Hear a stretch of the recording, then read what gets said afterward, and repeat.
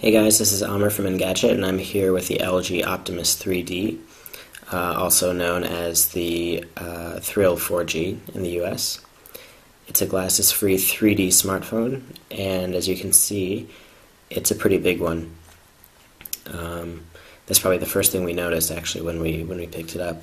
It's not so much the weight, because it's surprisingly light in the hand. It's more the dimensions. It's kind of bulky and long and uncomfortable to carry around, really. We even had trouble fitting it in a lot of our pockets. But other than that, its design is pretty minimalist, pretty streamlined, pretty sleek. Especially on the front here, all you have is the 1.3 megapixel front-facing camera here, and then a big 4.3 inch capacitive touch in 480 by 800 resolution. Now on the side here you have a little volume toggle and a 3D hotkey here that we'll talk about later. And on the other side you have the mini USB port right above a HDMI port.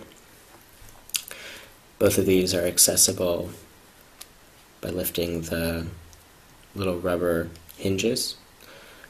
And then on the back we have the two 5 megapixel cameras, both of which are surrounded by this band of stainless steel. It's actually a pretty nice aesthetic touch, and that's right above a loudspeaker on the back. That can also be removed pretty easily without too much effort, which reveals the inner workings, the organs of it: battery, SIM card, SD card slot. Now, as for actually getting into the phone, activating the power button on top opens this notification screen. You can access notifications by grabbing the tab and sliding it down. That'll take you directly to your inbox or your text message center. Or to access the home screen, we just slide the entire screen up. And here we are at a pretty plain looking Android Froyo home screen. And that's really all there is to it. There's not a whole lot to say about this. It's pretty basic, pretty simple. It's efficient. It does what you ask it to do, and it's functional. But there's not a whole lot special here. There are some nice features that we've seen before: the favorite contacts and the social media widget.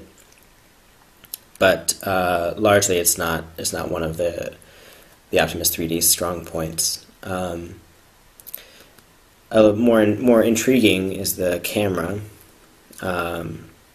primarily because it allows you to shoot in 2 and 3D, obviously, and convert pretty seamlessly between the two. And the cameras themselves are good, not great. We did get pretty high quality images as we were walking around. But shooting the video too is also is fun, especially in 3D, because you can control your field of depth, and which is a nice feature, because for those who, like us, are not exactly 3D enthusiasts, or who may get headaches from it or dizziness, that at least gives you some sort of control over how severely 3D your images are. And it's nice because it's basically LG's way of acknowledging that 3D isn't really for everyone, which is something we quickly found out after spending some time with this phone. It's obviously clearly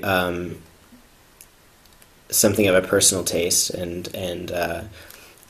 but we found that it was a little bit difficult at first to get used to 3D effect. Basically, all of the 3D features are stored in the 3D center, which is accessible via the hotkey that we saw earlier.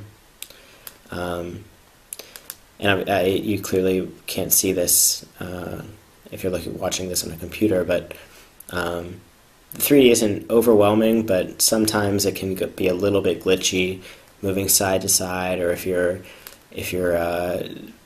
in transit or on the metro or something. And after a while, you do get used to it, but it depends on your personal tolerance level and how much you can take for how long. And here you'll find 3D gallery, where you can store all your 3D movies, 3D camera, games and apps, 3D guide, YouTube in 3D where you can share your videos, and that's it.